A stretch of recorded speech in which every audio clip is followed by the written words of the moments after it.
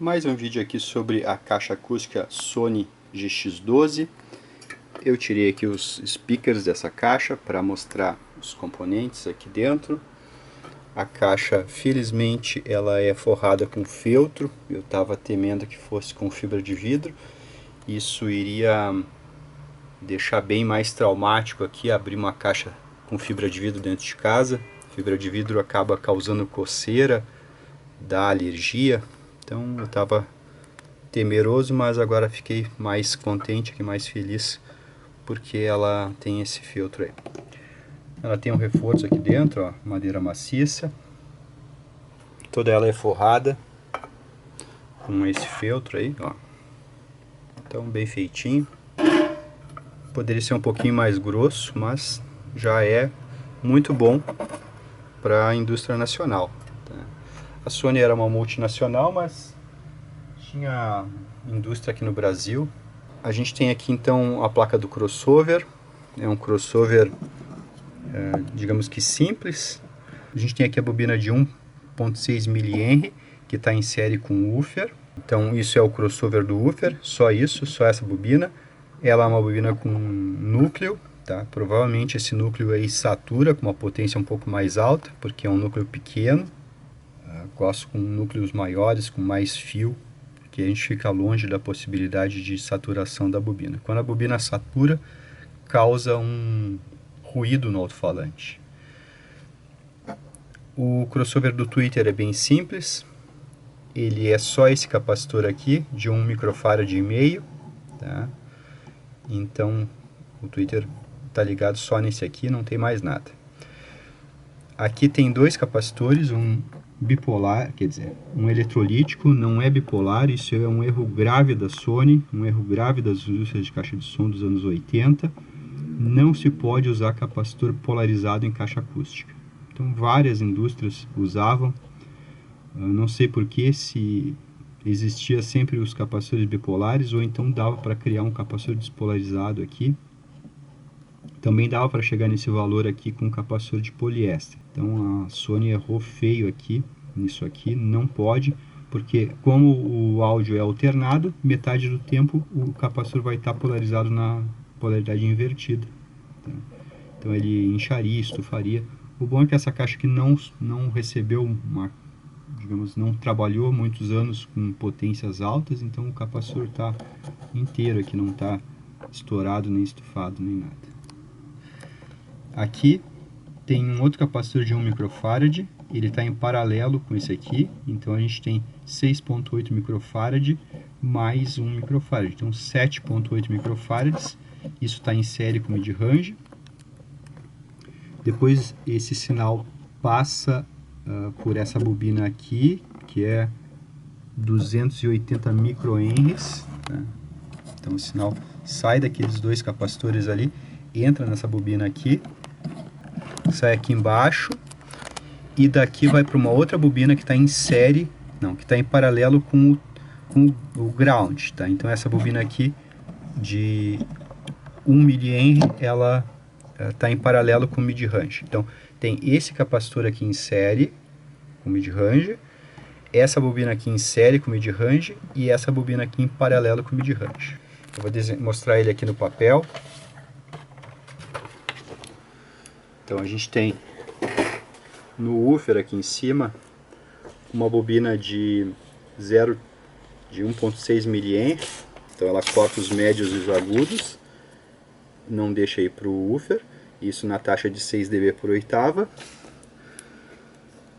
O mid-range, que está aqui no meio, ó, ele tem em série um capacitor de 7,3 microfarads, depois esse capacitor aqui tira os graves,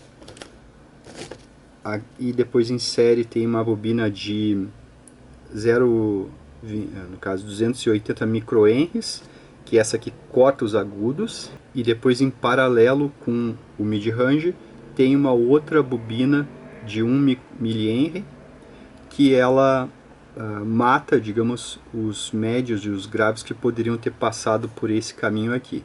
Esse capacitor e essa bobina aqui são 12 dB.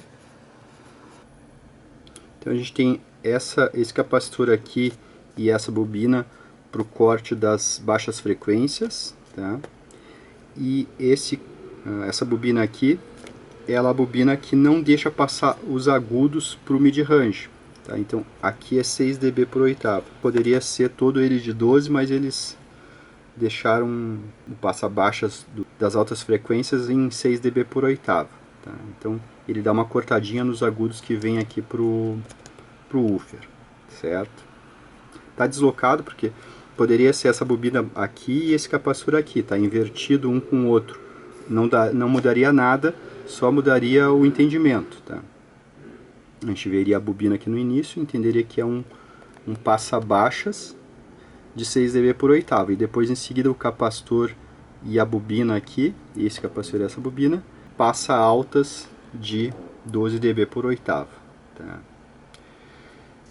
E no tweeter, aqui embaixo, a gente tem apenas um capacitor de 1,5 microfarads. Então é assim que é a configuração desse crossover. Depois eu vou tentar explicar o que proporciona de corte esses dispositivos aqui, esses capacitores indutores. Sendo que aqui é 8 ohms, está escrito nele, aqui é 8 ohms, também está escrito nele, e aqui é 8 ohms, também está escrito no Twitter.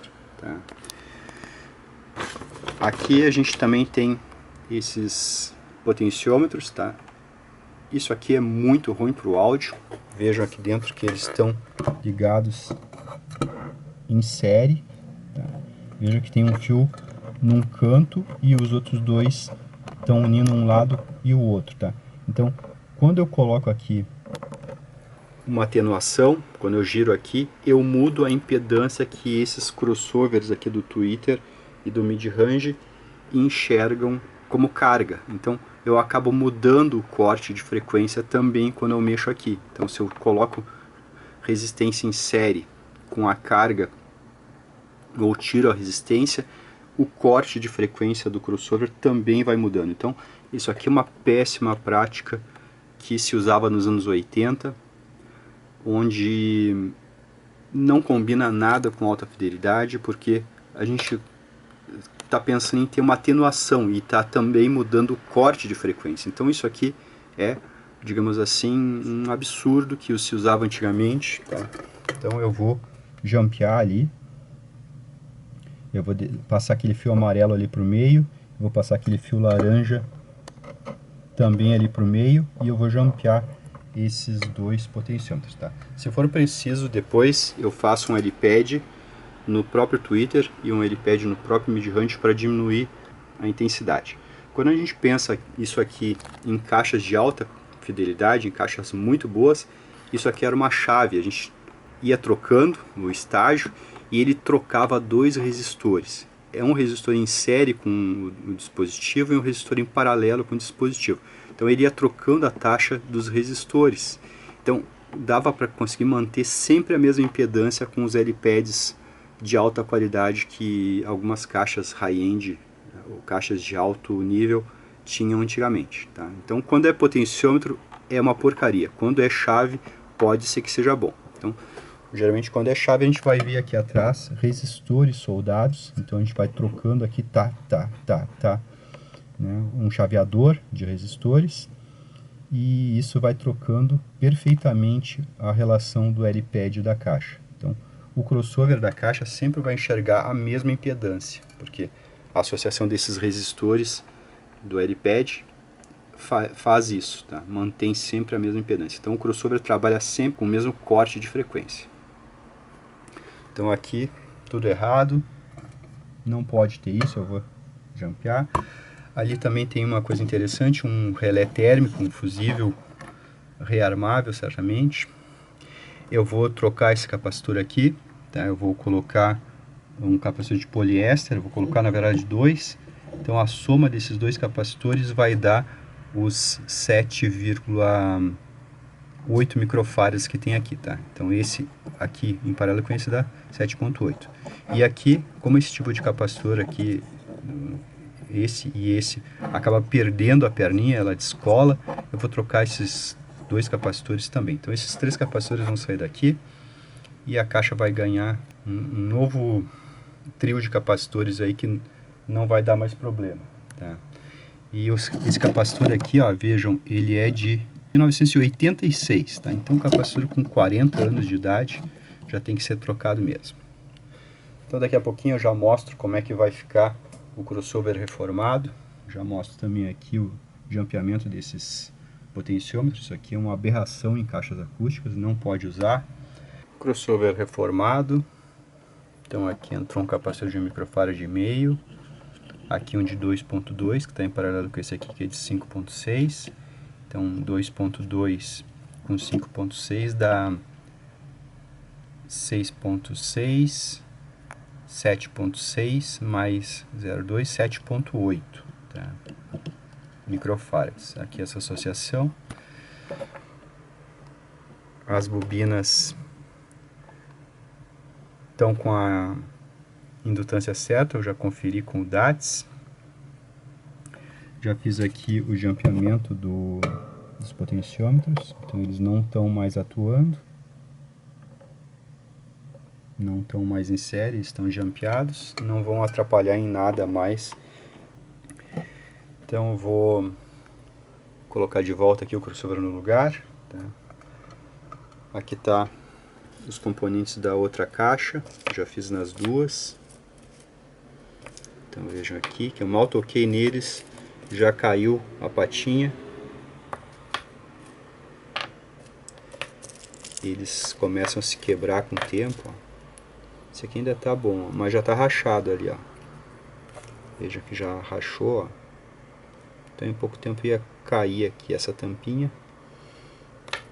E aí o capacitor fica isolado, ele descola o terminal.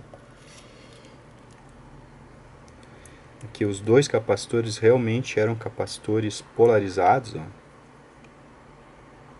Tem um mais escrito ali, então não pode usar capacitor polarizado em caixa acústica. MES 4 de 86, MES 4 de 86. Eu posso julgar que essa caixa aqui ela é de 86, tá? Porque tanto os capacitores aqui quanto os speakers dela, o tweeter, mid-range e o woofer, são datados do ano de 86. Aqui está outra caixa, também já com os capacitores trocados. Ali no meio está o de 5,6, aqui está o de 2,2, aqui está o de 1,5. Aqui também já fiz o jampeamento dos potenciômetros de intensidade. Então agora eu estou com as duas caixas com o crossover reformado, sem os capacitores eletrolíticos, sem os capacitores zebrinha, que causam problema porque o terminal deles cai. Agora eu vou montar aqui o woofer nelas e depois eu vou comentar sobre os cortes de frequência que esse crossover aí com esses componentes causa nesses alto-falantes aqui, nesses tweeters, mid-range e woofer. Então é isso aí.